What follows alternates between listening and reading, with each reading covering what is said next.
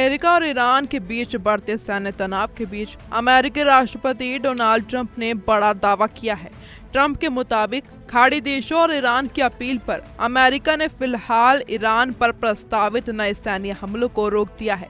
Trump ने कहा कि दोनों पक्षों के बीच बातचीत आगे बढ़ रही है और संघर्ष को खत्म करने के लिए एक व्यापक समझौते की रूपरेखा तैयार की जा चुकी है। उनका कहना है कि यदि सभी पक्ष सहमत होते हैं तो क्षेत्र में लंबे समय से जारी तनाव कम हो सकता है और हालात सामान्य होने की दिशा में आगे बढ़ सकते हैं। अब समझते हैं कि इस संभावित डील का सबसे बड़ा केंद्र हॉर्मुज जलसंधि क्यों है। ये दुनिया के सबसे महत्वपूर्ण समुद्री व्यापार मार्गों में से एक है। वैश्विक समुद्री तेल आपूर्ति का बड़ा हिस्सा इसी रास्ते से होकर गुजरता है।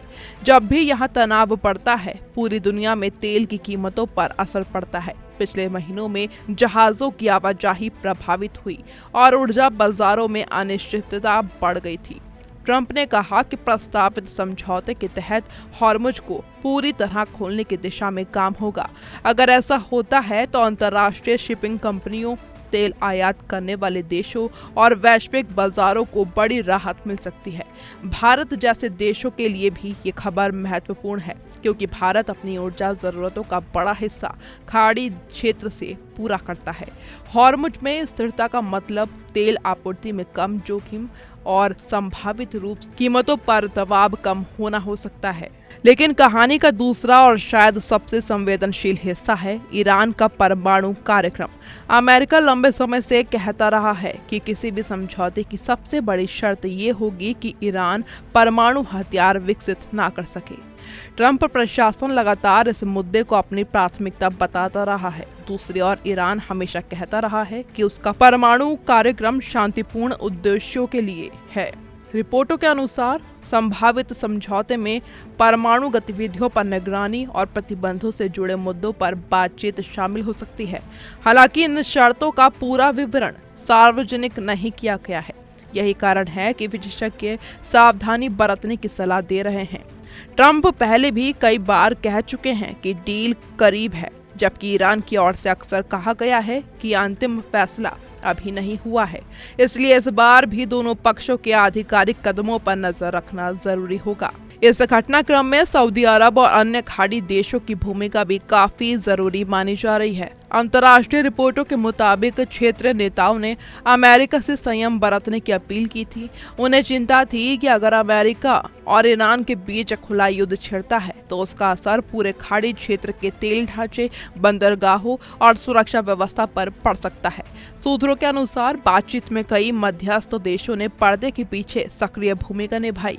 उद्देश्य था कि सैन्य टकराव को रोका जाए और कम से कम अस्थायी स्तर पर ही सही, लेकिन संवाद की प्रक्रिया जारी रखी जाए। अगर ये मध्यस्थता सफल होती है तो ये खाड़ी क्षेत्र की कूटनीति के लिए भी बड़ी उपलब्धि मानी जाएगी, क्योंकि पिछले वर्षों में यही क्षेत्र अमेरिका ईरान प्रतिद्वंदिता का सबसे संवेदनशील मैदान बना रहा है। अब सवाल उठता है कि इजराइल की भूमिका क्या है। रिपोर्टों में कहा गया है कि इजराइल अमेरिका के साथ मिलकर प्रस्तावित व्यवस्था पर काम करने को तैयार है, लेकिन इजराइल लंबे समय से ईरान के परमाणु कार्यक्रम को अपने लिए सबसे बड़ा सुरक्षा खतरा मानता रहा है। इसलिए वो किसी भी समझौते को तभी स्वीकार करेगा जब उसे लगे कि ईरान की परमाणु क्षमता पर वास्तविक और प्रभावी नियंत्रण सुनिश्चित किया गया है।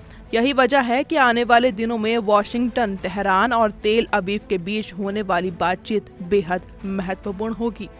फिलहाल सबसे महत्वपूर्ण बात यह है कि हमले रुके हैं, लेकिन खतरा पूरी तरह से टला नहीं है।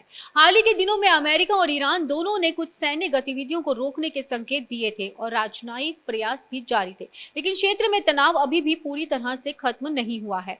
जहाजों की सुरक्षा, प्रतिबंधों का भविष्य, परमाणु निगरानी और क्षेत्रीय सहयोगी संगठनों की गतिविधियां अभी भी बड़े विवाद के मुद्दे बने हुए हैं। दुनिया इस वक्त एक नाजुक मोड़ पर खड़ी है। अगर बातचीत सफल होती है तो ये 2026 के सबसे बड़े कूटनीतिक घटनाक्रमों में से एक हो सकता है, लेकिन अगर भरोसे की कमी बनी रही तो तनाव फिर से तेजी से बढ़ सकता है।